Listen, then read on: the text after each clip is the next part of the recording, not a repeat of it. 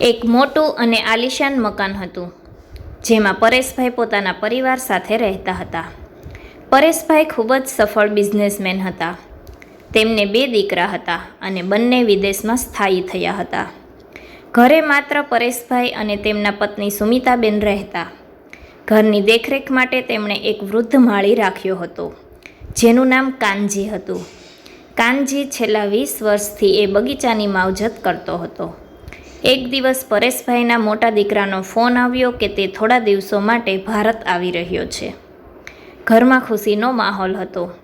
દીકરો આવ્યો, પણ તેની સાથે તેની અહંકાર અને પૈસાનો ઘમંડ પણ આવ્યો. એક દિવસ બગીચામાં બેઠા બેઠા દીકરાએ જોયું કે કાનજી માળીએ ભૂલથી એક મોંઘા ફૂલનો છોડ કાપી નાખ્યો હતો. દીકરો ગુસ્સે થઈ ગયો અને કાનજીને ખૂબ જ ખરાબ શબ્દો કહ્યા. તને ખબર પડે છે આ છોડ કેટલો મોંઘો હતો? તારા આખા વર્ષના પગારમાં પણ આવો એક છોડ ન આવે. કાલથી કામ પર આવવાની જરૂર નથી. કાનજીની આંખોમાં આંસુ આવી ગયા. તે કશું બોલ્યા વગર પોતાનો સામાન બાંધીને નીકળવા લાગ્યો. પરેશભાઈ આ બધું દૂરથી જોઈ રહ્યા હતા.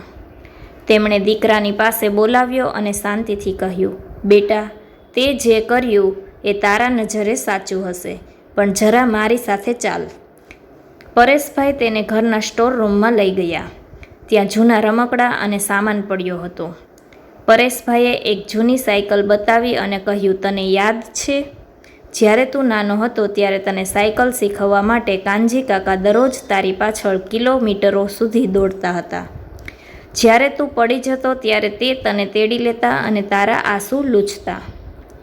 તેમને આગળ કહ્યું, બેટા, પૈસાથી મોંઘા છોડ તો ફરી ખરીદી શકાશે, પણ જે વ્યક્તિએ આપણને પ્રેમ આપ્યો હોય એવા સંબંધો બજારમાં નથી મળતા. તારા માટે એ માળી છે, પણ મારા માટે એ આ ઘરનો સભ્ય છે. દીકરાને પોતાની ભૂલ સમજાઈ. તે દોડતો કાનજી કાકા પાસે ગયો અને તેમના પગે પડીને માફી માંગી. આ વાત પરથી આપણને બોધ મળે છે કે માણસની ઓળખ તેના પૈસાથી નહીં, પણ તેના વ્યવહાર અને સંસ્કારથી થાય છે. પદ ગમે તેટલું મોટું હોય, પણ માનવતા હંમેશા તેનાથી મોટી હોવી જોઈએ.